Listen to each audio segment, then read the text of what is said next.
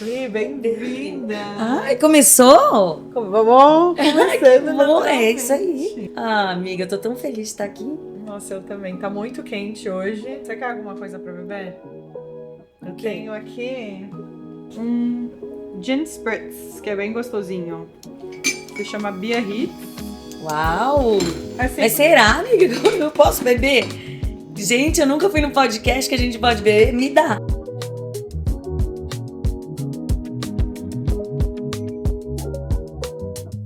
cheers! A vida, tudo de melhor que a vida possa nos dar. Obrigada por estar aqui. Eu que te agradeço. Nossa, que delícia. Estamos aqui em mais um episódio do Filosofia, dessa vez com a Prisol. A Prisol é uma atriz que é conhecida por vários papéis no cinema, na TV, no teatro. Uma mulher bem carismática, muito conhecida como a Tia Perucas também. Que linda, é tão legal te ouvir falar. Você fala tão bem, né, português, amiga? Que lindo. Tô aprendendo, amiga. É tão raro um gringo vir pra cá e querer aprender o português, assim, do jeito que você quis aprender. Muito lindo de ver e ouvir. Obrigada. Minha mãe falava português comigo, só que eu fui alfabetizada em inglês. Uhum. E eu sempre falei inglês com meu pai. Meu pai é dinamarquês, mas a gente falava inglês. Mas tá melhorando o meu português, muito obrigada. Tá aqui, é tipo... Tá mesmo. Você tinha um sotaque mais forte, presente, assim, agora tá... Ah, só espera. Mesmo porque você quer atuar, né? Em Sim. português. Ah, você já faz tanta coisa. Você pinta, você é podcaster, que fala? Como fala? Eu sou jornalista. Jornalista, Que tá indo pelo meio de modelo. podcast. E eu lembro que você falou pra mim que você queria trabalhar como atriz. Tinha esse Nossa, sonho. eu tenho essa vontade, mas é eu que tô entrevistando você, Ah, senhorita. Sim, amiga. Mas é- eu lembrei isso agora. Não, é verdade, eu gostaria muito. Eu gosto, assim, das artes, né? Entrar num papel, eu acho que é uma coisa incrível. A gente pode até falar um pouco disso, porque você é O uma que você atriz. quiser perguntar. Que eu gostaria de começar a falar sobre seu filho Vitor. Porque você teve um filho quando você era muito novinha. E eu queria entender como é que foi a sensação daquele momento que você descobriu... Tô grávida. Você lembra? Lembra? Foi planejado? Perfeitamente. Não, de jeito nenhum. De jeito nenhum. Eu falo de jeito nenhum porque de jeito nenhum mesmo. Foi a primeira vez que eu tive relação com o pai dele, eu engravidei. Nossa! Foi. Não quero servir de influência, incentivo, porque hoje tem falado muito pouco sobre preservativo, né? E naquela época, eu também ouvia falar pouco. Minha mãe não conversava muito comigo sobre isso. Meu pai que conversava bastante comigo sobre o primeiro beijo, sobre essas coisas. Você morava em casa ainda ou Eu morava com a minha mãe. com sua mãe? Eu tenho 45 anos, sou uma moleca, assim. Imagina quando eu tinha 22. Eu perdi minha virgindade super tarde, assim, e acho que foi cedo pra o que eu sentia na época. Eu era muito... Minha cabeça não tava voltada pra essa parte sexual e nem de relacionamento. E eu perdi a virgindade porque todas minhas amigas já tinham perdido. E eu falei, gente, eu preciso perder. E eu perdi, eu acho que eu perdi cedo. Eu deveria ter esperado um pouco mais, a pessoa certa, assim, sabe? Ter aquela conexão mesmo. Talvez eu teria perdido com o pai do meu filho. Mas a gente é a soma de tudo que a gente viveu. Se eu não tivesse passado por isso, eu não teria conhecido o pai do meu filho. Mas enfim, eu conheci o Cauê numa balada, num samba, e deu tudo certo. Pela primeira vez, eu acho que nunca tinha dado tão certo. Sabe, assim, de você ficar com a pessoa e quando você pensar em mandar uma mensagem, porque nessa época não tinha WhatsApp, não tinha Orkut, não tinha nem Orkut, né? Não tinha Facebook, nem nada. Mas você pensar em ligar, a pessoa te manda uma mensagem de texto, te mandava Sim. só uma mensagem Sintonia. de texto. Sintonia. E eu sempre tive muita questão com autoestima. Eu tinha autoestima muito baixa. E eu não me amava como eu me amo hoje, aos 45 anos. E o Cauê era muito gatão, assim, bonitão, né? Ele é ainda. É o meu grande amigo, meu melhor amigo, pai do meu filho. Nós somos uma família que deu certo. Uma família de pais separados que deu certo, sabe? Fora do padrão, porém deu certo, né? Sim, muito. E o Cauê era muito lindão, gatão, assim. Eu tava no samba. Normalmente os caras mais franzininhos olhavam pra mim, né? Me paqueravam. E o Cauê era forte, todo tatuado, né? E quando ele chegou, olhou pra mim, aí um amigo meu, nosso, em comum, apresentou ele pra mim, tudo. A gente conversou essa noite, fomos comer um hot dog, a gente deu um beijo lá e depois fui pra casa e a gente ficou durante um mês. Assim, só ficando. E ele tinha uma casa na praia, em Boiçucanga, que é pertinho de onde você tem casa, né, Sophie? E eu fui pra casa com ele, pra casa da praia dele, um final de semana, e a gente namorou, a gente transou, né? A gente ficou. Só que a gente eu não usava anticoncepcional, eu não tinha uma vida sexualmente ativa, Não era... sabe? E eu tinha vergonha de pedir pra botar, e isso é uma coisa louca. Você não tá sozinho nessa. Porque, graças a Deus, o Cauê era um cara da hora, legal, que raramente acontece. Mas ele também não pediu pra usar camisinha. E, Claro, tipo, não falou que ia usar camisinha, eu também não. Então, é um alerta até, porque nós mulheres, temos vergonha. Graças a Deus, esse dia eu tive vergonha de usar camisinha, senão eu não teria meu filho. Mas enfim, não é sempre que acontece isso, né? A gente tem essa sorte. Bom, eu transei com ele e a gente não usou camisinha e eu senti, cara. Eu senti que uma explosão de, sei lá, uma coisa que eu nunca tinha sentido e que talvez eu nunca tenha sentido depois. Sabe aquele negócio que falam que a mulher sabe quando tá grávida? A gente sabe. 15 dias depois, tava lá, minha menstruação atrasou, eu fui fazer o teste de farmácia, deu positivo. Aí fui fazer o beta-HCG, deu positivo. Eu lembro que o Cauê tava na praia visitando a mãe dele. Aí eu liguei pra ele e falei, Cauê, eu tô grávida, cara. Aí ele desligou o telefone na minha cara. Ele não sabia o que fazer. Gente, ele tinha 23 anos, eu tinha 22. Aí deu Vocês tinham acabado de se conhecer. Acabar de se conhecer. E você já trabalhava como atriz? Eu já era atriz formada, trabalhava numa escola de teatro, que é o Encena. Trabalhei lá durante 3 anos. E tinha o sonho de ser... E tinha o sonho de ser atriz. Eu já era atriz, mas tinha o sonho de trabalhar na TV, fazer peça profissional, que até então não tinha feito ainda, cinema, enfim. E quando eu contei pra ele, foi um susto, mas aí ele ligou pra mim, 1 minuto depois, falou, desculpa, eu tive que desligar porque eu tive que gritar, não sabia o que eu fazia, eu só chorei, eu não sei, e o pai dele tava com ele. E ele falou, tô indo pra São Paulo agora, pegou a moto, que ele tava na praia, voltou, e foi lindo, assim, muito lindo. Eu lembro que, graças a Deus, assim, foi muito... Eu tenho mania de falar graças a Deus, tá? Pode falar, pode falar. Seja você, aqui no Filosofia, seja você. Eu, graças ao universo, a Deus, o que cada um acredita, né? Que ele foi um cara muito legal e sempre me apoiou muito. Mas minha mãe foi saber uns 3 meses depois. Depois, a segunda pessoa a saber que eu tava grávida foi minha irmã, que hoje tá grávida de 5 meses. Parabéns! Carlinha. Ai, eu vou ser tia. Finalmente, porque eu fui tia perucas, mas sem saber o que é ser tia. Eu sou tia de 6. Que amor que é. Gente, que amor que é ser tia. É, gostoso. Quando a minha irmã me disse que tava grávida, eu sei lá, eu quase desmaiei. E foi muito bonito, porque eu lembro dela me apoiando, sabe? Eu tinha muito medo da minha mãe, de contar pra minha mãe, eu não tinha meu pai vivo. E foi assim, eu lembro que minha mãe tava dirigindo e brigando comigo, a gente tava discutindo. Eu e minha mãe, a gente briga muito, mas com muito amor. Mas minha mãe tem uma coisa comigo. Porque eu perdi meu pai.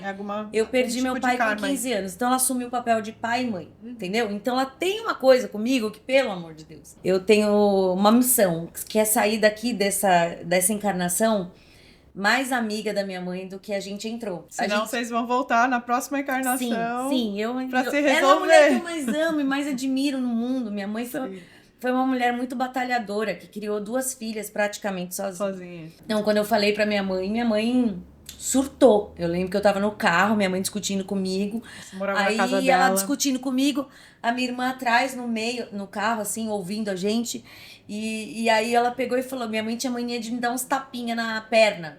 Tipo, explosão. De falar, para, fica quieta. Aí quando ela fez assim, em mim, minha irmã gritou, para! A minha irmã tá grávida, não bate nela. Eu lembro até hoje. E foi assim que ela descobriu? Foi assim que ela descobriu. Nossa, parece uma novela. Aí ela parou o carro no acostamento, que a gente tava na casa de um namorado da minha mãe, que era ali na represa, indo pra praia. Sim. Sabe, que tem ali, saindo de São Paulo. E a gente tava voltando pra São Paulo. E a gente discutindo. Minha irmã pegou e falou isso. Minha mãe parou no acostamento. Lembro dela encostada no carro. Não acredito. Tremendo. Falei, mãe, calma. Tá tudo bem. Você vai ter um neto. E eu não sei de onde eu tive coragem, cara. Eu fui muito corajosa. Meu Deus, fui muito corajosa. Porque eu nem me conhecia, eu não sabia quem eu era, eu não sabia nem cuidar de mim direito. Eu era muito aérea. Sim. Eu Você tenho era uma essa... criança ainda, né? Eu era muito moleca, cara. Tipo, 23 anos, mas você nem tá com o seu Sim. Assim, cérebro totalmente amiga, formado. eu era muito perdida. Não no sentido de saber quem eu sou. Porque eu perdi meu pai de uma maneira muito difícil. E minha mãe sempre me deu tudo pra suprir uma carência, talvez. Isso Que deve ter sido bem difícil pra ela também, né? Sim, e eu tive a Dedé também que me criou, que me deu muito amor e atenção. Minha mãe me deu coisas palpáveis, a Dedé deu muito carinho e atenção. E eu não sabia muita coisa da vida, não sei, eu tenho, hoje, como eu te disse, eu tenho um estresse pós-traumático, uma ansiedade, mas Por causa da morte do seu pai. consigo completar uma linha de raciocínio, por mais que eu vá para vários lugares. Antigamente, não. Eu não conseguia falar direito e ser compreendida. Eu começava a falar e ficava achando que ninguém ia me entender. E eu viajava muito, assim, ninguém me compreendia mesmo. A única maneira de eu ser compreendida era através do teatro. Eu entendi que ali, fazendo teatro, as pessoas paravam e me entendiam. E no final, as pessoas falavam, nossa, você é ótima, eu entendi tudo. Você me passou coisas boas. Então, foi o teatro, foi a arte que me trouxe essa força, né, para poder superar a morte do meu pai. Interessante, porque você se achava através de fazer papéis que não era você, né? Na hora que eu tava fazendo aquela personagem, eu esqueci um pouco da minha dor. Entendi. Né? E entrava naquele mundo que era diferente do meu, esquecia os problemas. Tanto que quando eu engravidei do Vitor, o Vitor me trouxe um preenchimento. Um propósito. Eu tinha um vazio existencial. E o Vitor me trouxe, me preencheu toda, assim. Eu lembro da minha gravidez, foi a coisa mais linda do mundo, o que eu senti. E ali eu vi que a vida tinha esperança. Porque por mais que eu lutasse, eu lutava contra uma dor muito grande. Sim. E o Vitor me trouxe a vontade de viver de novo. E não era só por conta do teatro, não era só por conta... Era um propósito mesmo, eu me sentia importante. Porque eu não tinha... Eu achava que eu não tinha função no mundo, na vida. Sim. E eu me sentia importante. Eu vou voltar no ponto que você falou, que o Vitor te preencheu. Vamos falar sobre isso um pouco mais pra frente, que eu acho que é um ponto interessante pra gente explorar. Você era muito jovem, você engravidou com 23 anos, você teve o Vitor. E como que foi isso na sua mente, pra sua carreira? O que passou na sua mente, assim, do seu futuro como atriz? Eu nem pensei na carreira. Nem pensou. Não, naquele momento eu não pensei. É um privilégio poder não pensar no trabalho, né? Porque eu tinha uma rede de apoio. Eu tinha minha mãe que conseguia me ajudar ali. A Dedé, né? A Ivanilde, que me cuidaram de mim. Que Você tinha podiam uma boa rede de apoio ali. Tinha. Então você conseguiu ir atrás dos seus sonhos mesmo com o filho. Aos poucos. Não, durante a gravidez, eu só pensava nele. E eu não tinha contato, assim, eu não sabia o que era, como fazia publicidade, porque senão eu teria feito publicidade grávida. Eu não conhecia ninguém que pudesse me ajudar. Tipo, você tava mais só no teatro eu nunca tinha entrado numa agência. Foi depois que o Vitor nasceu e eu parei de amamentar. Ele tinha 1 ano que eu fui na DM+, na antiga DM+, que era a Débora Rocha, que foi minha empresária durante anos. Eu fui com o Cauê, o pai do meu filho. O meu filho no colo, na agência. E eu tirei umas fotos, levei lá pra ela. Ela falou, mas você é muito estranha, meu Deus. Você tem 25 anos, você parece ter 13, você tá com um filho no colo. O que a gente vai fazer com isso, Eu não sei o que eu faço. Mas ela falou assim, mas você tem os olhos mais brilhantes, eu lembro até hoje, que eu já vi. E eu acredito em você. Então, eu vou tentar. Ela pegou e falou assim, vou te explicar. É assim, você vai começar a fazer teste, vão te chamar pro teste, vai demorar até a gente entender seu perfil. Lá no teste... Se não for aprovada, ou se não for editada, É normal, você deve ficar um ano e pouco, sendo editada. E falou todo esse negócio que você é Que a modelo, gente você sabe como conhece. que é.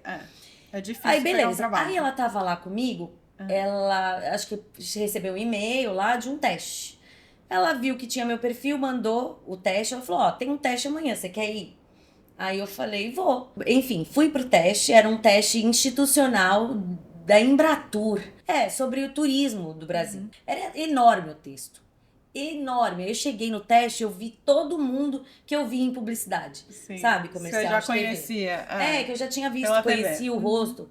E aí cheguei, frio na barriga, meu Deus do céu. Fiz o teste. Eu acho que eu não tinha tanta pretensão de pegar. Eu não peguei. Primeiro teste Primeiro já teste, pegou. eu peguei. Aí, Sophie, eu Você fiz... vê como o universo conspira ao seu favor, né? Você tava ali, chegou o teste. Eu fiz mais de 70 publicidades, assim, filmes publicitários. Até eu pegar o Magnata, que foi o filme do Chorão, em 2006, né?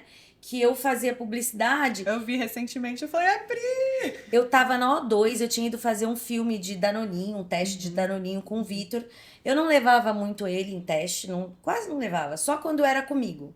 Se era pra eu ser a mãe, Sim, sabe? Porque fazia sentido, né? E aí eu levei ele pra fazer esse teste, tava no meio da fila, tinha umas 30 pessoas na minha frente. Aí eu fui levar ele no banheiro, no meio da O2. E a Valéria Zopello, que era produtora de elenco, me viu. E ela pegou e falou: Oi, tudo bem? Você veio pro teste aqui? Eu falei: Não, tô no teste de Danoninho. Ela falou: Nossa, você tem muito perfil do teste do longa que eu tô fazendo. Você já fez cinema? Eu falei: Não, nunca fiz, mas tenho vontade de fazer. Ela pegou e falou assim: Você não quer fazer o teste? Eu falei: Mas é alguém que precisa ficar com meu filho. Ela falou: Não, a gente fica. Aí ela me deu o texto. Eu sempre fui muito rápida pra decorar texto. Eu sempre fui muito atrapalhada. Assusto todo mundo, porque eu decoro de um jeito meio esquisito. Aí eu peguei, bati o olho no texto, decorei o texto, entrei e fiz o teste. Fiz o teste. Eu percebi ali que tinham gostado de mim. E o Chorão lutou por mim. O Chorão, se eu tenho um padrinho, foi o Chorão. O Chorão, que padrinho. Chorão e o Johnny Araújo e a Valéria Zopello, né? Que insistiram por mim, pra eu pegar esse filme, porque na época quem ia fazer a protagonista era a Rosane Mulholland, ela que fez.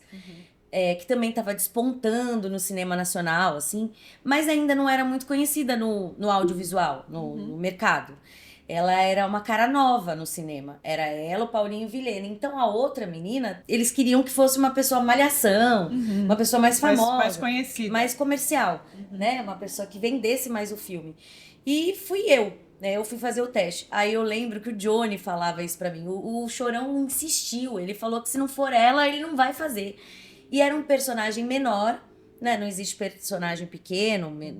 Enfim, foi aí que tudo começou. Porque nesse filme, chamaram a Rosane para fazer uma novela na Band, que foi Água na Boca. Minha primeira novela, e se eu não me engano, a primeira novela da Rosane. E tinham visto o nosso filme e me chamaram para ser irmã dela. Então eu não fiz nem teste para essa novela. Fui como irmã da Rosane. Nossa, e um que elenco legal. Então, maravilhoso. Foi uma coisa que começou a despertar sua carreira. E sua carreira começou a despertar depois do seu... Depois do meu filho. Que eu acho interessante. Depois do meu filho. Só que o Vitor ainda era muito espaçado o tempo que eu ficava fora. Eu ia fazer uma publicidade. Quantos anos ele tinha mais ou menos? Ele tinha 2, 3. Na época do filme do Chorão. Magnata, 2006, ele tinha 3. 3 anos. E daí foi o Magnata... E a novela, a primeira novela? A novela da Band. A novela da Band. Só que assim, até então, no Magnata, eu tive 7 diárias. A novela da Band eu ia gravar, como toda mãe, assim, que vai trabalhar, né? Eu ia trabalhar, voltava pra casa. E também não gravava todos os dias. Sim. Tinha dia sim, dia não. Então eu ficava muito com o Vitor. Muito. Eu fui uma mãe muito assim, de levar ele pra escola, pegar ele. Quando eu separei do pai dele, eu comecei a sair com as minhas amigas um pouquinho. Saía uma vez ou outra, mas eu tava sempre com o Vitor. Você separou do pai dele? Ele com tinha 2 anos. 2 anos. Tá, só 2 pra... anos. Tá. A gente virou amigo, muito irmão, muito amigo. E eu era muito nova. Eu falo pra ele que se fosse hoje, talvez eu tivesse esperado um pouco mais. Mas já foi. Já foi. Não se mexe em Mas time é que tá melhor ganhando. ter essa sensação. Eu acho que é melhor ter essa sensação de talvez poderia dar certo do que uma sensação de ódio ou raiva da pessoa, porque ficou muito não tempo, é nem sabe? que poderia ter dado certo. É que assim, cara, Hoje que o meu filho saiu de casa, Uhum. que o meu filho não mora mais comigo, eu não consigo imaginar pro Cauê como foi ele não tá com o Vitor todos os dias. Aí eu fico pensando, quantos banhos ele deixou de dar no Vitor? Assim, o Cauê ia ver o Vitor todos os dias em casa e voltava pra casa dele, que eu morava com a minha mãe. Você vê, o Cauê não tinha carro, não tinha moto, não tinha dinheiro e via o filho todo dia. Então o pai que não vê o filho é desculpa, arranja desculpa, porque quem quer ver. Eu morava em Interlagos, o Cauê morava no Sumaré, ele ia ver o Vitor. Quando você começou a trabalhar na TV, no cinema, você começou com o cinema, né? Depois do teatro veio o cinema e daí a TV e a novela. Como é que eram os padrões de beleza naquela época? Que a gente não tinha internet, a gente não tinha social media ainda. Eu tinha sofria de uma doença muito silenciosa, ninguém sabia. Minha mãe já tinha pego algumas vezes, o Vitor também, a minha irmã também. Eu tive compulsão alimentar dos meus 15 aos 37 anos. Eu descobri aos 15 anos, quando eu perdi meu pai, que comendo eu não pensava na morte dele, né? Assim como atuando. Era um amortecimento. Que nem a gente tem vários amortecimentos. O álcool, o cigarro, as drogas, a pornografia. O sexo. Todo mundo tem algum amortecimento que a gente, né? A gente faz aquilo para poder suprir alguma carência. E onde o adolescente mais tem acesso? Na comida. Ele não vai ter acesso a uma vida sexual ativa, a álcool. Infelizmente, tem cada dia mais acesso. O cigarro era comida. Então eu matava uma caixa de bis e falava, nossa, que delícia, não tô pensando, tá bom, ai, que gostoso, não pensava nisso. Depois me vinha a culpa. Eu senti uma culpa, mas aí eu queria comer cada vez mais. Um dia eu tava com uma prima minha e ela pegou e falou pra mim, você sabia que você botar o dedo na garganta e vomitar, você não engorda? Você tinha 15 anos. Pronto, foi ali. Eu tentei fazer aquilo, consegui, e eu fiquei dos meus 15 aos meus 37 anos vomitando quase todos os dias da minha vida. Então, assim, eu fiz a tia perucas com compulsão alimentar. Durante a gravidez eu não vomitei. Então, aí hoje eu consigo ver o porquê. Por que eu não sentia vontade de comer? Eu tava me sentindo importante. Tava preenchida desse vazio. Sim. Então, você tinha propósito, tinha um né? propósito. Você Só que quando o sentia, Vitor saiu, quando o Vitor tava fora, por mais que eu tivesse meu filho, esse vazio voltava a aparecer. Não era, então, a sua compulsão alimentar não era tanto sobre uma estética, mas mais pra suprir uma sensação. Não era estética. Não era tipo porque você queria ser magra. Não era porque era. você queria comer e daí era um ciclo. Um ciclo. Nessa época, eu tinha 15, 16 anos, eu usava a camiseta do Piu Piu e frajola, sei lá, uma calça legging. Mas um pelo tênis. vício Eu era mesmo, uma a criança. sensação. Eu era uma criança, não era que nem as meninas de hoje em dia que têm acesso a essa muita coisa. Eu era uma criança, cara. Eu parei de brincar de boneca com 13 anos quando minha irmã nasceu pra brincar com a minha irmã. Enfim, onde a gente tava? A gente tava... Não, meia... a gente volta. Eu queria... o bom é que a Sophie sabe. Aí ela volta de onde eu parei, que tem que continuar. Não, então, o que a gente estava falando era sobre as pressões estéticas daquele momento. Eu não tinha. Você não tinha, então essa compulsão não era sobre estética. Eu sofri uns bullying na escola, quem não sofreu? Eu sofri algumas coisas assim, de tipo, perna de cutucar estrela. Eu tenho a perna mais bem fininha, assim, né? Mas sempre tive a perna mais fininha, sempre fui muito criançona. O dente separado me chamavam de rato, porque eu tinha o diastema. Eu achava lindo. Eu gostava do meu dente. Hoje, quando eu vou no meu dentista, que eu tenho lente, eu falo pra ele, doutor, não tem como deixar meu diastema? O que aconteceu? Sabe quando eu juntei? Quando eu comecei a fazer televisão, um produtor chegou pra mim e falou, você tinha que juntar esse dente. Fica parecendo que tá sujo no meio. Hoje em dia, o HD, eu acho, a qualidade... Dá pra ver melhor. Dá pra ver melhor. Que é Mas é ruim porque a gente escuta as pessoas falar da gente, a gente internaliza essas coisas e a gente acha que é verdade, ou que a gente tem que se mudar pra ser adequada. Eu era fã da Madonna, sempre fui fã da Madonna criança. E ela tinha o dente separado. né? Ela tinha. Tem, Ela acho tem que ainda? tem ainda. Eu acho que tem o dente separado. Eu acho que ela fez várias coisas, mudou muita coisa, mas o dente ela continua. E eu me achava o máximo que eu tinha o dente separado. E eu juntei o dente. Eu juntei na época com resina por conta do audiovisual. Ao longo da vida, isso cai, quebra várias vezes. Eu roí a unha, então quebra. E toda vez que quebra, desgasta um pouquinho do dente. Desgasta um pouquinho do dente. Até que há 10 anos atrás eu fiz lente. Mas hoje eu não teria. Né? Não teria. Minha lente não é tão grosseira, não é tão grande. Enfim, não dá mais. E tá tudo bem, do jeito que tá. Mas são coisas que hoje eu falo, eu tô dando aula para criança de segunda-feira no Espaço Fala Bela. Que eu sempre sonhei em dar aula e achava que não era capaz, que, sei lá, que as crianças não iam me compreender, que eu sei. Imagina, você trabalha Então, tanto com criança, amiga. Sim.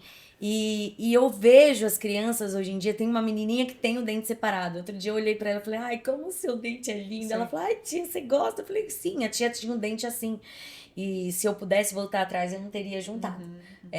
Porque é o seu diferencial, Sim. né? Hoje em dia, as pessoas estão cada vez mais parecidas. Tá todo mundo ficando igual, a gente tá perdendo aquela imperfeição humana, né? Eu me cuido, faço Sim, a coisas. gente se cuida.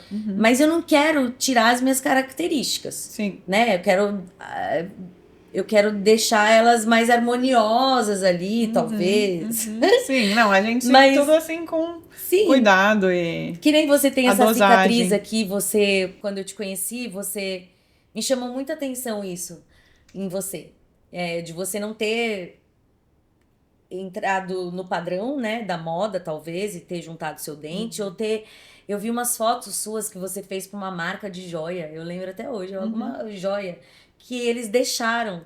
Minha cicatriz, algumas marcas tiram, Eu acho algumas tudo marcas bem. deixam. Ah, é muito lindo. Mas já me falaram, lembro que quando eu tava morando na Holanda, uma das primeiras agências lá na Holanda que eu entrei, eles falaram pra mim, uma das bookers falou, eu acho que não rola essa cicatriz aqui, mas todo mundo acha, então vamos experimentar. Eu falei, nossa, ups.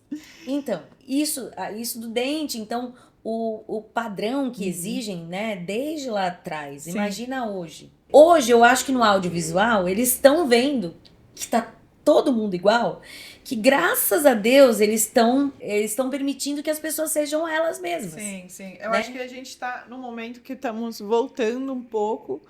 Eu não sei se é a bolha onde eu vivo, mas voltando um pouco a querer a autenticidade. Sim, sim, mas lá atrás era difícil. Era difícil. E era outra época que talvez não tinha tanta influência das redes sociais, obviamente. Então, e também era um momento que você não ficava se vendo o tempo inteiro na TV, ou você via na TV, né? Mas não o tempo inteiro na internet e tudo mais, mas ao mesmo tempo. Mas tinha um padrão.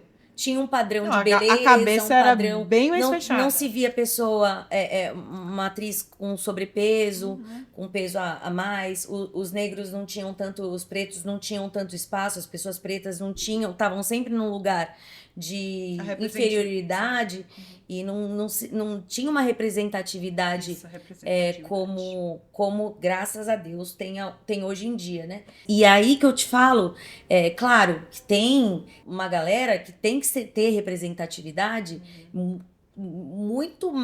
tem um espaço muito maior do que muita galera que ainda é padrão. Quem sou eu que sou padrão, né? Eu sou padrão. Sou padrão, pedir espaço, né? Mas é aí que você vê, se eu sofri isso com 24 ou 25 anos, pra juntar o meu dente, pediam muito pra eu engordar ou emagrecer, porque eu era meio do caminho. Não era nem gorda, nem magra. Pra eu decidir o que eu queria ser. Como assim, gente? Decidir o que eu queria ser. Olha o Brasil.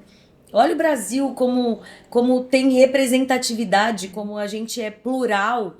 Então, na televisão, se exigia muito essa beleza padrão.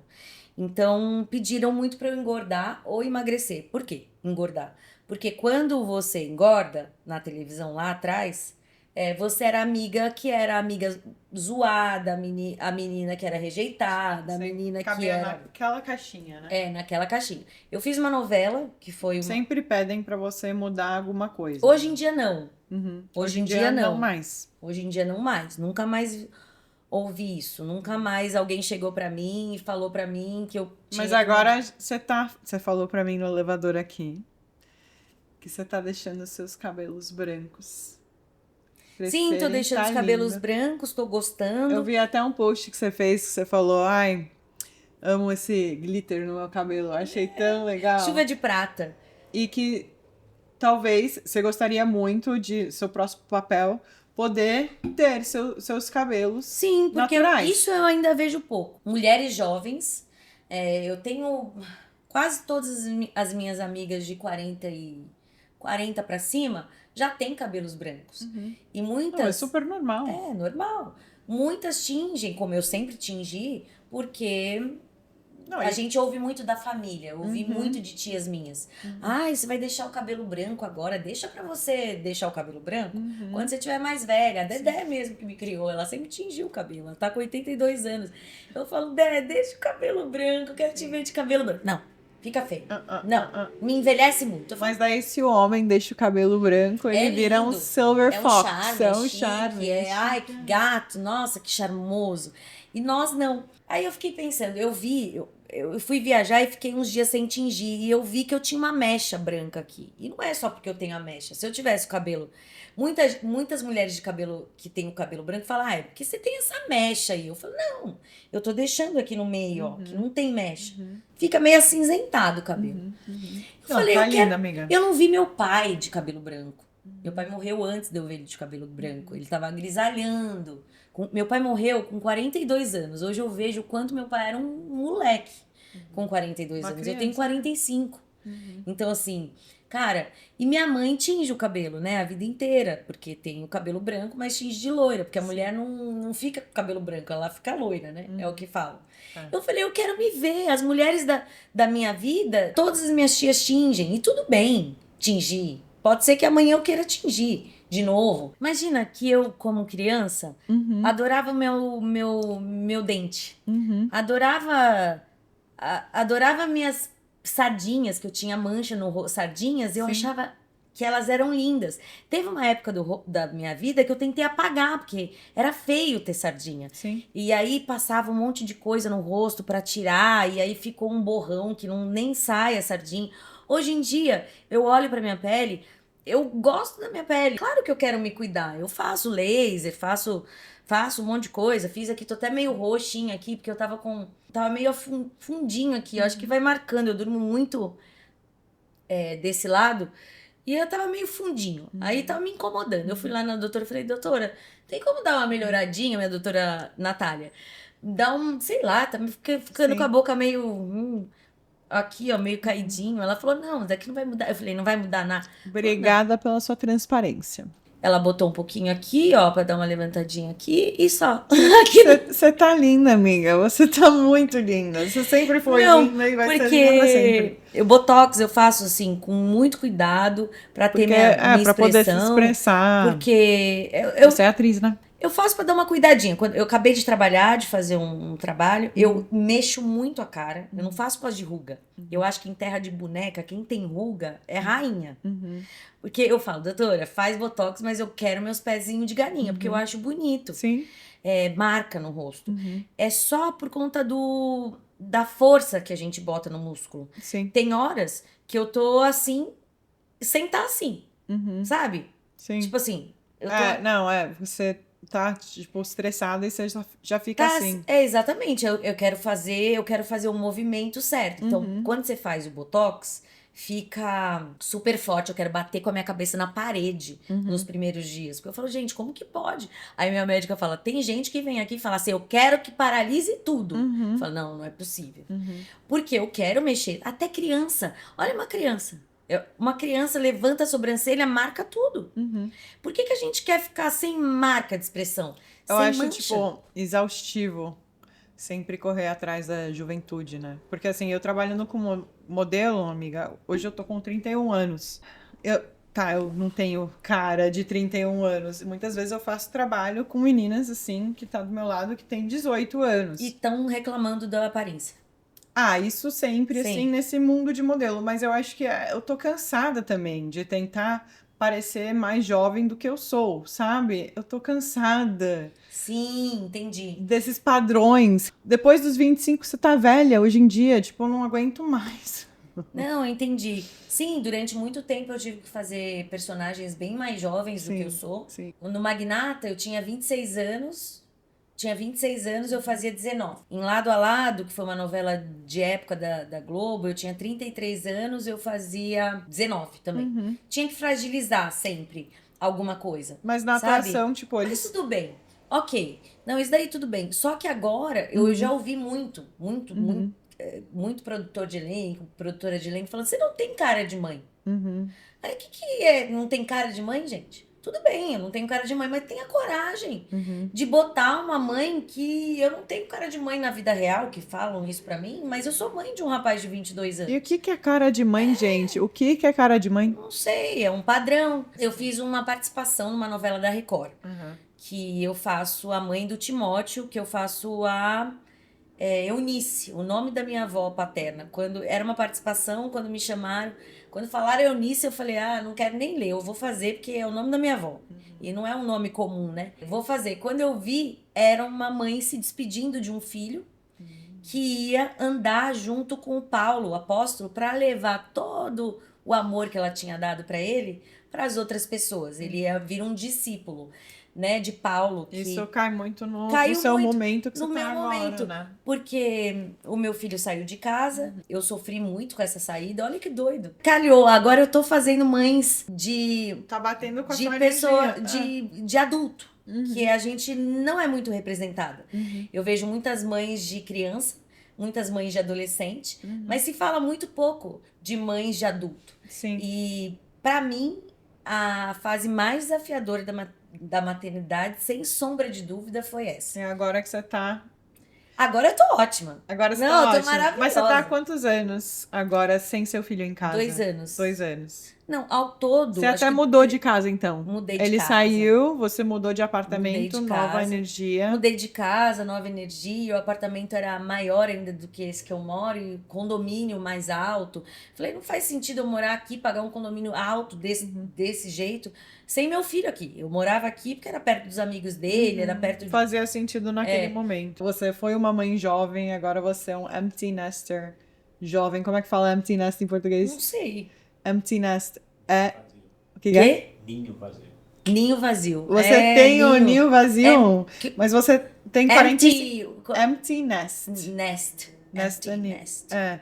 Você tem um ninho vazio, mas você tem 45 anos, então você tem uma vida ainda pela sua frente. Vamos voltar naquele ponto que você tinha falado antes. Do vazio existencial. Do propósito Tá. que o Vitor te deu quando você engravidou. Ele te deu um certo propósito, né? Um motivo. Sim, ele fez você ele se sentir importante. preencheu esse vazio. A mãe ela engravida, fica 9 meses com o filho na barriga.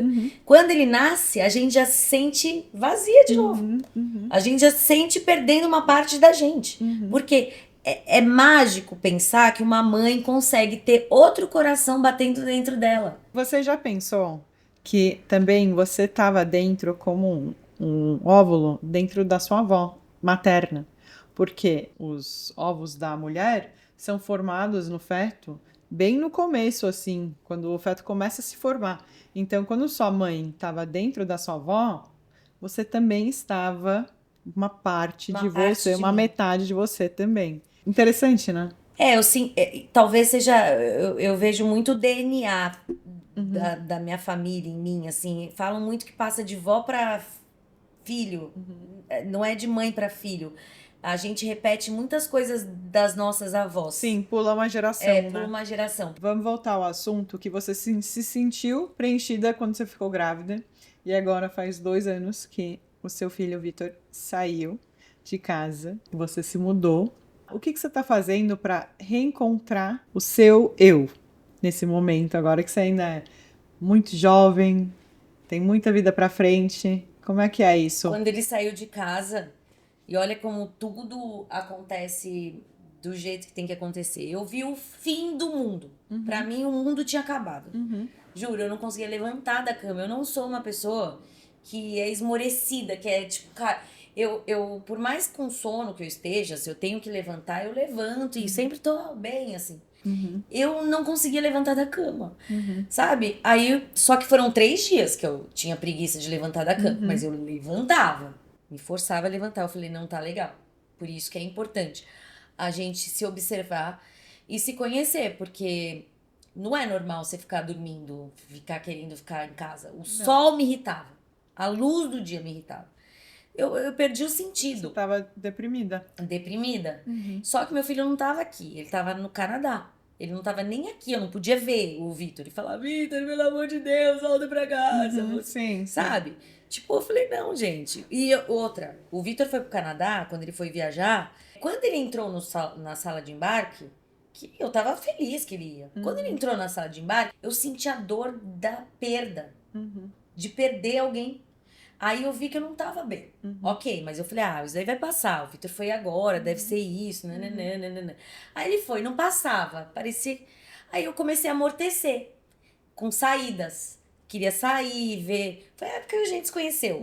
Assim, um pouco depois. Sim. Mas eu queria sair, me divertir, ficar com alguém, me amortecer. Hoje eu encontrei o equilíbrio.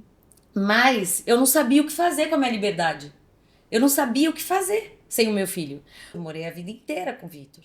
Eu não sabia o que era acordar no meu horário, fazer o café da manhã e eu pensar, fazer o mercado e não pensar no que ele queria comer. Porque a pessoa quando tem filho, ela pensa, o Vitor até hoje. A gente sai pra comer, é sempre ele que escolhe. Né? Porque eu gosto de ver meu filho escolher a comida. Eu gosto, não é que assim, eu tô deixando, tô abrindo mão do que eu gosto. Não, você quer ver ele feliz. Não, gente, eu quero ver meu filho feliz. A música no carro. Sim. Tem uma hora que ele se toca e fala, mãe, vai, hoje, agora você escolhe. Porque é sempre ele. Eu falo, o que você gosta de ouvir? Não, o que tá, não sei o quê. Eu sempre quero aprender com ele. Então, quando ele saiu de casa, eu falei, caramba, eu não sei mais nem nada, não sei nada. Não sei mais viver. Quando ele entrou na sua vida, você era uma criança quase, né? Eu voltei a ser criança. Eu não sabia nem mais falar com as pessoas direito. Eu não sabia paquerar. E paquerava. Tudo errado. Tudo errado.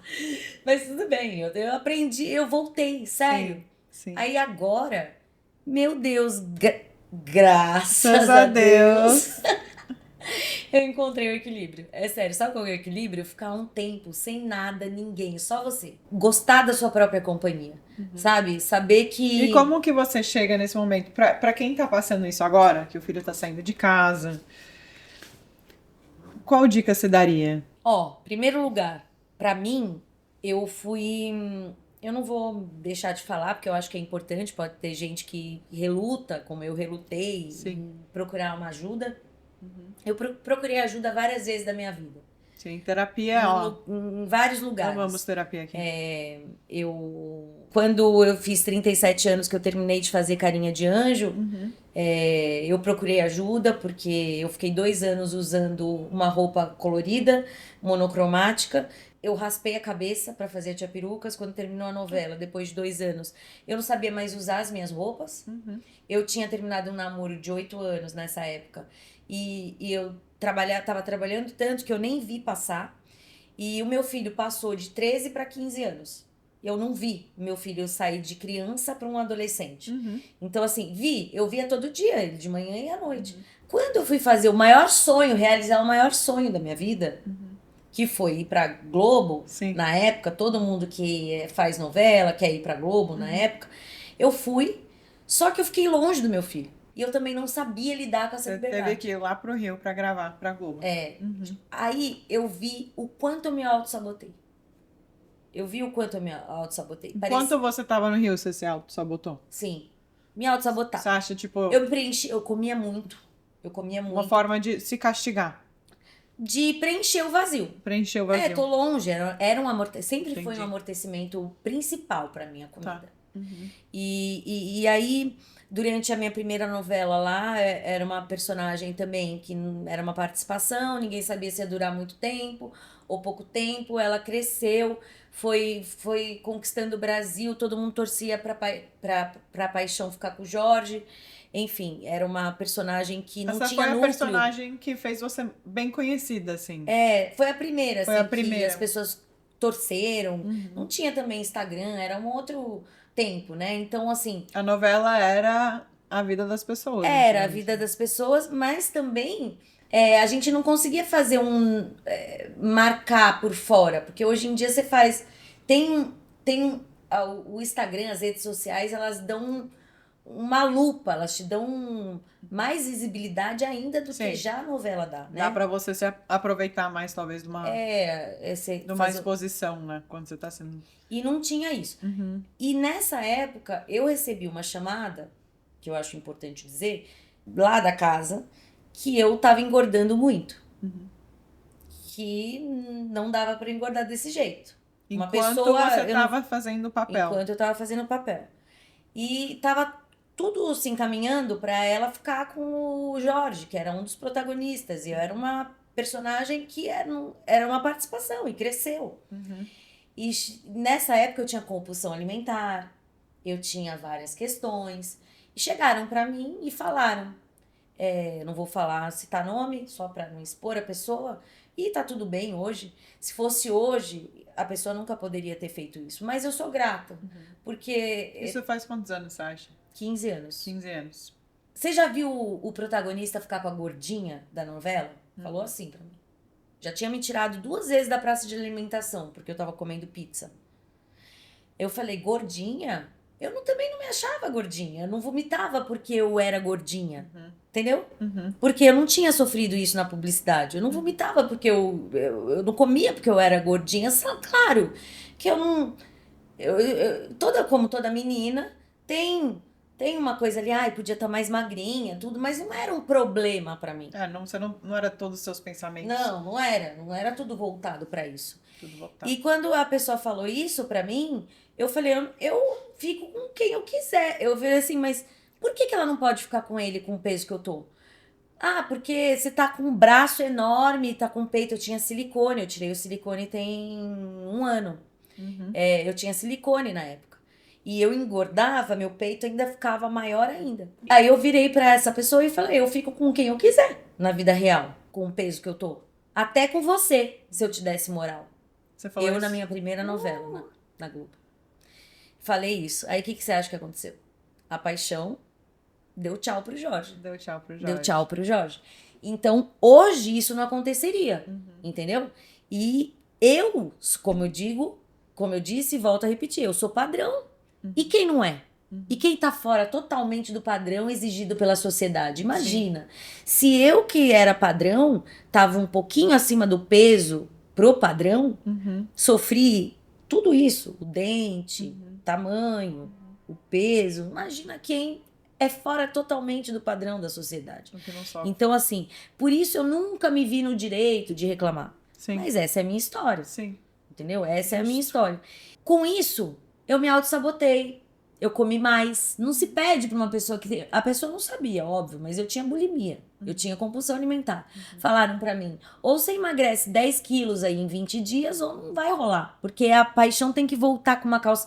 Tipo, é aquele padrão de homem, do homem, que imagina que a mulher só pode conquistar uma pessoa no padrão que ele vê no pornô. Mas isso aconteceu com uma pessoa que tava doente, cara. Como que uma pessoa doente, com bulimia, com compulsão alimentar, pode emagrecer 10 quilos em 20 dias pra agradar o mercado? Sabe? Hoje não acontece isso, graças a Deus. Hoje eu não passo mais por isso, porque as pessoas querem pessoas reais. Sim. A gente tá cansando do padrão de beleza que a gente chegou em hoje. Que é Nem todo mundo, mas eu acho que o audiovisual tá cansando, de verdade, que vem pra transformar, que vem pra tocar, fazer a pessoa que tá assistindo melhor do que ela começou assistindo o trabalho, quer que as pessoas se identifiquem. Sim. As pessoas precisam ser representadas, Sim. né? Então, é importante, senão você não fica. Senão você não fica ali vendo, assistindo. E a galera tá cobrando mais, né? Essa representatividade. Sim. Da galera. E agora eu tô precisando... Agora, de um tempo pra cá, eu tenho trabalhado muito isso. Precisando lutar pelo meu espaço. Porque durante muito tempo, eu fiquei num meio do caminho. Eu não parecia nem a menina jovem, nem a menina mais velha. Não parecia mãe, não parecia mais filha, né? Então agora eu tô trilhando o meu caminho, meio que por conta própria, indo abrindo espaço, andando para que aquilo se abra. Sim. E você sente que isso tá sendo aceito, assim? Eu sinto. Tá, né? Eu sinto também, tem uma coisa. Quando você se aceita, as pessoas te aceitam. Eu não me aceitava. Não digo que a pessoa que falou pra eu emagrecer 10 quilos em 20 dias não tem uma responsabilidade em cima de uma coisa que não deveria ser falado assim, Total. né? Tem uma responsabilidade. Mas naquela época eu não me aceitava. Eu não me amava. Quando você passa a se aceitar e se amar, qualquer um passa a te E aceitar. como é que você começou a se aceitar? Você tem alguma dica pra quem tá escutando? Ah, eu falei da Tia Perucas, né? Que quando eu saí de lá da novela, eu fui procurar ajuda. Eu procurei a ayahuasca. Eu tomo a ayahuasca há 9 anos. Quase 10 anos. Foi logo depois. Hoje, muito menos. Hoje, com uma, 2 vezes por ano. Mas na época, eu mergulhei. Eu fui numa massagem. Eu tava muito perdida, porque eu não sabia me vestir, eu não sabia. Eu achei que eu tivesse perdido um tempo da minha vida não estando presente com o Vitor todos os dias, porque até então eu nunca tinha pego um personagem tão grande, que eu tinha uma demanda tão grande. Sim. Então eu via meu filho de manhã e via meu filho à noite. Eu não levava ele pra escola, não pegava ele na escola. E ao mesmo tempo você estava ganhando muita atenção por esse papel, né? Exatamente, Foi um grande papel na sua uma vida. responsabilidade muito grande, porque eu não sabia nem que eu era capaz de transformar as pessoas assim. Eu não sabia que era uma personagem que tinha o poder de ajudar tanta gente. Sim. E eu recebia muita mensagem: eu te amo, você salvou a minha vida. E eu não me amava. Nem eu me amava. Sabe quando você não sabe lidar com tanto Sim. amor? E como é que foi isso pra você? Eu fui fazer uma massagem, uma bioenergética, uma massagem que solta a energia, né? No salão da Ju, uma das minhas melhores amigas da Ju. E a Kátia, que é uma massagista, me soltando ali, eu pegando a minha panturrilha, eu chorando, sabe? Porque a panturrilha, ela é a família, é a mãe, sei lá, a mãe. Ela me falando Sim. as coisas. Ela falou: você já tomou ayahuasca? Eu falei: não. Ela falou: você tem curiosidade? Eu falei: eu nem sei muito bem o que é. Eu ouço falar, mas... Ela falou: quer tomar? Eu falei: vamos. Eu fui. Aí fui. Aí Naquele depois dia ou trabalhei numa depois? casa como guardiã. Eu fiquei 2 anos quase numa casa, trabalhando como guardiã, cuidando das pessoas, consagrando cada 15 dias.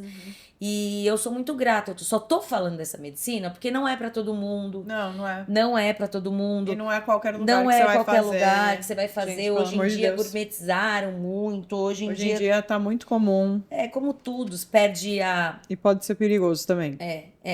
Mas pra mim, eu sou muito Pra você grata à medicina. Foi numa desses rituais, foi numa dessa de fazer uma limpeza, eu limpando a medicina, que eu vi a energia da compulsão alimentar que rondava a minha família, sempre rondou minha família por parte de pai. Depois eu fui pesquisar, entender. Algumas primas minhas, tias minhas tiveram compulsão, minha avó também. Então, assim, Até que foi uma prima sua que te mostrou exatamente. esse caminho, Eu vim né? indo embora. E depois tem 9 anos que eu não vomito mais. Tem 9 anos que eu arco com a responsabilidade da comida quando eu passo do ponto. Então eu sou muito grata à medicina.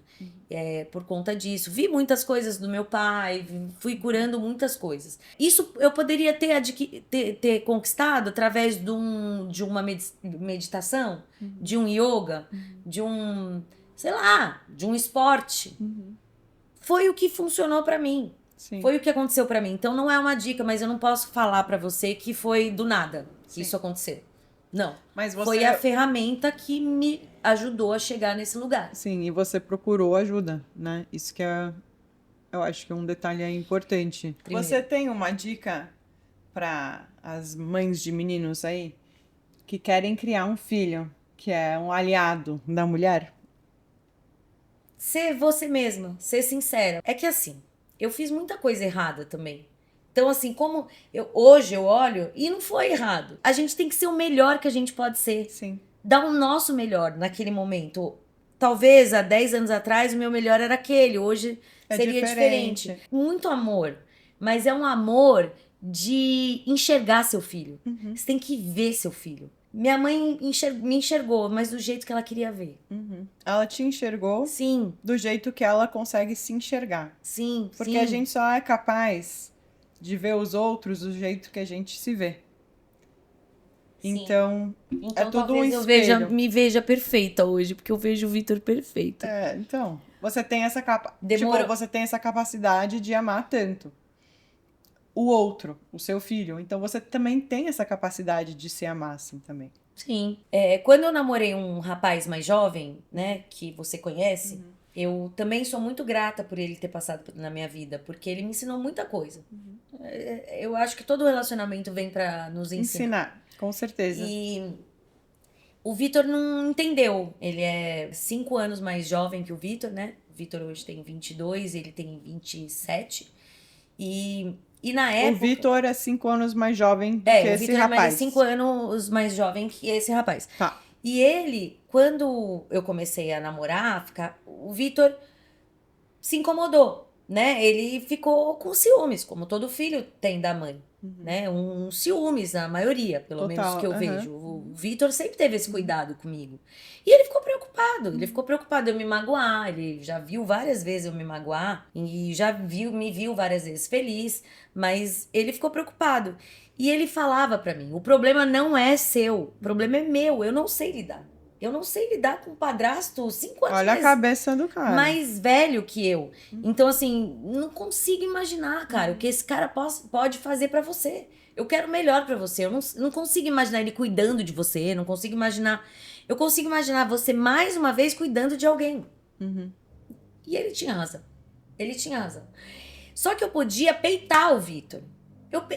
Não é que eu peitei, eu segurei. Enquanto eu gostava dessa pessoa mesmo, e eu achava que podia dar Tá certo, certo. Aham. eu tentei achar o caminho entre os dois. Assim, não expor, não mostrar. Mas aí chegou um momento que eu falei: cara, eu tenho 45 anos, 44 anos, foi 40. Tenho 44 anos. Eu já sofri tanto por amor, eu já amei tanto. Eu amo essa pessoa, eu gosto dessa pessoa, mas eu posso viver sem ela. Sem o meu filho, não. Sem o meu filho, não. E hoje eu sei que tudo que tá complicado, pra mim, tá? Se quiser viver um grande amor e passar por cima da sua mãe, do seu pai, filho, irmão, nananana, eu não quero. Eu acho bonito que você escolheu o seu núcleo familiar. Eu não quero. Eu Foi não a decisão quero viver... certa pra você naquele Sim, momento. pra mim é isso. E eu posso ser amiga dessa pessoa, eu posso viver com essa pessoa, só que eu não posso viver sem a minha família. Sim. Então, Eu acho isso lindo. Eu entendi, cara, que os ciclos têm início, meio e fim, são ciclos que acabam, né? E foi não isso. veio por acaso, você aprendeu Nada. com isso. Eu aprendi muito. Essa pessoa me ajudou muito. E eu sou muito grata. Ele olhava pra mim como talvez eu nunca tenha percebido alguém olhar pra mim. Ele me ajudou sobre o amor próprio. Eu acho que, no final das contas, eu amava ele pelo amor que ele sentia por mim. Sim, sim, ele te ajudou a preencher uma coisa ali. Mas é exatamente isso. O que seu filho falou pra você, que ele falou: ah, mas mãe, você vai estar cuidando de outra pessoa, e talvez teve um pouquinho de inveja ali. Ao mesmo tempo, quando a gente falta no amor próprio, a gente procura pessoas que precisam da gente. Por quê? Pra gente se sentir importante. Porque a gente se sente importante. Então você fala: nossa, essa pessoa não consegue viver sem eu. Preenche aquele vazio igual o seu filho preencheu quando você ficou grávida. Essa criança não consegue viver sem eu. Talvez eu tenha projetado nessa pessoa, tenha, como chama, substituído, tenha, sabe, o cuidar, né? Mas no fundo ele também, como ele acabou cuidando muito de mim, num lugar que a sociedade acha que não é importante, mas pra mim foi importante. Às vezes a gente só entende o que a gente quer. Às vezes a gente só entende o que a gente quer quando a gente entende o que a gente não quer. E a gente só sabe o que a gente não quer, às vezes a gente só entende os nossos limites vivendo aquele negócio. Sim. Então, mas Pri, Hum. eu queria entender com você se você pudesse falar com a Priscila criancinha. Talvez naquele momento, eu não sei se é muito profundo pra você, mas falar com aquela Pri que perdeu o pai recentemente. Não sei se você quer tocar nesse assunto. Pode. Pode? Hoje Tá. pra mim é tranquilo. Tá tranquilo? Tá. Sim. Então, se você, Pri, de hoje, podia falar alguma coisa pra Pri, de 15 anos, que acabou de perder o pai dela, o que você falaria pra ela? Respira, vai dar tudo certo e seja você. Seja você mesmo. Eu fui muito o que queriam que eu fosse. O negócio é parar de olhar pra fora e começar Olhar pra a dentro. olhar pra dentro. É isso aí, amigo. Com isso, vamos acabar esse episódio do Filosofia. Muito obrigada a todo mundo que está escutando. Espero que esse episódio inspirou vocês. Muito obrigada, Pri. Muito por estar obrigada, aqui. amiga. De verdade, um beijo pra todos os seus telespectadores. Temos poucos, mas estamos chegando lá. É isso aí, amiga. É assim, devagarzinho a gente chega lá. Não pode desistir. Obrigada por compartilhar sua E sabedoria eu tenho com a certeza gente. que a gente ainda vai falar muito aí no seu podcast. É um trava-línguas, né? Filosofia. Filosofando com filosofia. Obrigada. Toda sorte do mundo, amiga.